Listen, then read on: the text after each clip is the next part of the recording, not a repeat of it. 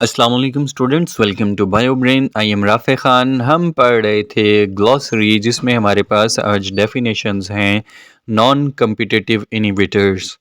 तो आइए देखते हैं। Non competitive inhibitor, inhibitor that has no structural similarity to substrate, it bind the enzyme outside the active sites and alter the shape of enzyme.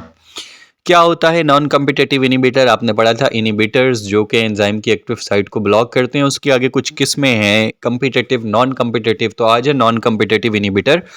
Non competitive inhibitor की शक्ल जो है वो substrate की तरह की नहीं होती और ये एक्टिव साइट पर नहीं जुड़ते, ये एंजाइम के किसी और जगह पर जुड़ते हैं आउटसाइड द एक्टिव साइट।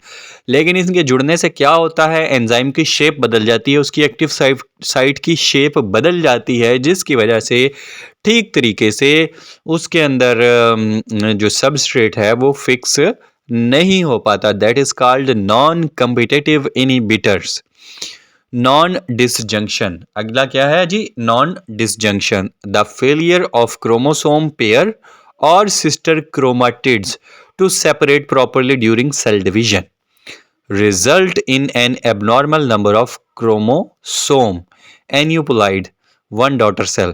अब क्या होता है कि नॉन डिसजंक्शन होता है कि जो सिस्टर क्रोमाटिड्स होते हैं या पेयर में जो दो क्रोमोसोम होते हैं उन्होंने अलग अलग होना होता है और उसके बाद सिस्टर क्रोमाटिड्स ने अलग अलग होना होता है। इसको बोलते हैं डिसजंक्शन।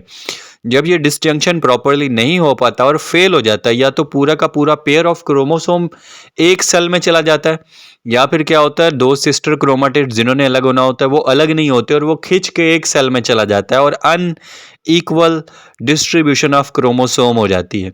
इससे क्या होता है, जो सेल्स बनते हैं वो एबनॉर्मल होते हैं। एक में लैक ऑफ क्रोमोसोम नंबर होता है यानी कि कम होता है और एक में ज़्यादा हो जाता है। 46 होने चाहिए, एक में जनाब 47 हो जाते हैं और एक में 45 रह जाते हैं। तो that is called non disjunction.